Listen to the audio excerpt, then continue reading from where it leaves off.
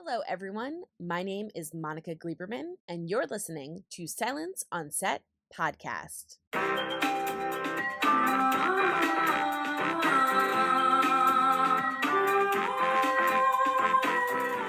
going to start with kind of a sort of funny one really quickly. Keri, for you, every season, I feel like I'm going, I love Kate so much. And I'm like, Hal. I'm screaming at the TV. What are you doing to her? She's so smart and she's so intelligent and she's doing all these amazing things. And he keeps involving himself. So what are we going to do with Hal? Because what are we going to do with Hal? He drives us crazy, but he is so gosh darn cute. And every once in a while, he does something really smart. And that's the bummer. I know, it's so fun. Are there women like this who share those traits? Or is it I can think of another man I know in my life, but you know what I mean? It's something that men get away with more. Do women get away with this? You know, I think that Kate pulls Hal moves all the time. That's true. Fair. And right. That That's we just look at them differently. Yes. Because guys will come up to me and be like, why is she so crazy? Yeah, right. It's true. And women come up to me and say, why is he so impossible? Why does she stay? Yes. This is a very good point. Yeah. That kind of actually leads into my more serious question, which is, there's often a gender lens on Kate in particular. As a woman in power, her choices are looked at very differently. Sometimes she's not listened to. And I want to know how conscious both of you are, in terms of playing her. And then obviously, you're an EP on the show, and if that changes anything, and then also the writing aspect of making sure that we're not just falling into stereotypes, but showing real life how women are treated in the form of government. First of all, male or female, she's a great character. She's written really well, a fleshed out, full character with all the things that you want. I have been really lucky in my career, and I've worked with really incredible men and women. And it's interesting because although, our show is about government and we have yet to procure a female president. That is a very blind fact. At the same time, I've had wonderful experiences in my career with men, and I have never felt thwarted. I feel like I've got to have some really great experiences. I mean, some of it we hopefully get right because we understand it, but I think both of us have had fairly charmed experiences. Yes. And I think I have the luxury through much of my life to say, I don't really need to worry about women's issues. That's all been solved.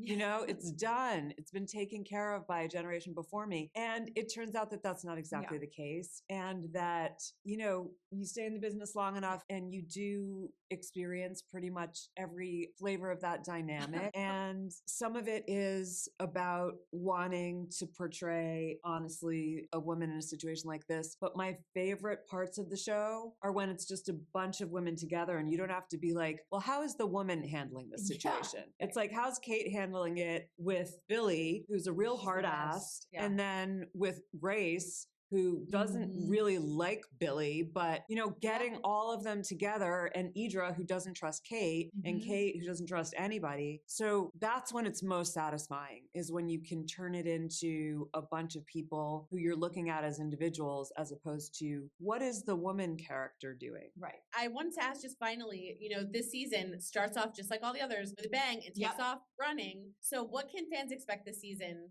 Because I feel like I'm on a never ending, heart attack. What's happening? I love the way the season starts out. It's right exactly where we left off. That first episode just moves. It really moves. You're getting so much information. You're at the edge of your seat, and really ends just the way you want it to end, in the most devastating way. And that really sets you off onto a really personal journey for Kate, and a lot of contemplation and figuring out how did I end up here? I love all that and what it does to the relationship. So more of the same of what I love about the show, and I hope everyone else loves about the show. Both of you have played some of the most iconic, memorable characters of all time. And I wanted to know for both of you, what about Todd and Grace pulled you in to go, that's something I feel like I either haven't done before or that's something I can play with? Well, luckily, I didn't know Brad was going to come in and we were, have a reunion together. I thought I was asked to come into the end of season 2, and I was like, absolutely, because I both Brad and I, not knowing it, we both were such fans of the first season and felt really jealous. It was like, oh, why aren't we on that show? And then Deborah asked me to come in season 2 and then says, Brad Whitford, what about Brad playing your husband? And I was like, yes, oh my God, yes. And it just kept getting better and better. And then to be with Brad together in this way and get to act in these two completely different roles than CJ and Josh, such incredibly complicated people in an incredibly complicated marriage and incredibly complicated,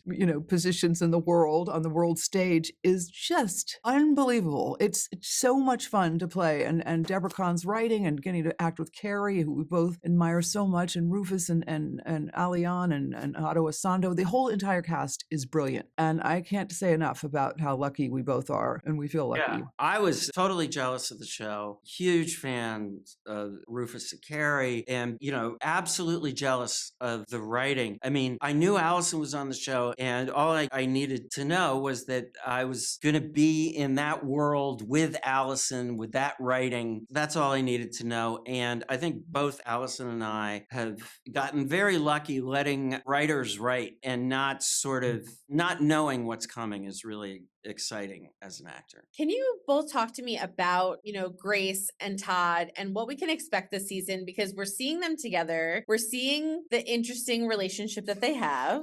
They're sort of a power couple. There's chemistry, but, it's an interesting relationship. So can you talk to me about the relationship, what fans can expect this season? What's fun about it is it's a very real marriage. I think that his gyroscope is a little flicked by the incredibly dramatic turn of events. He's adjusting to a new role. He is totally in love with her, but a little grumpy about the situation. There's a lot of contradictions in this marriage, and it's really, really fun to play. And the fans can look forward to a very special tray of shellfish.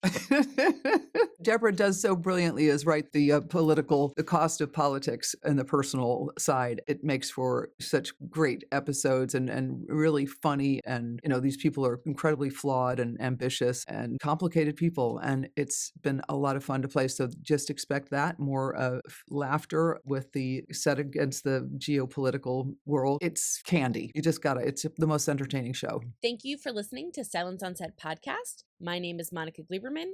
Don't forget to hit that subscribe button and stay tuned for more interviews to come.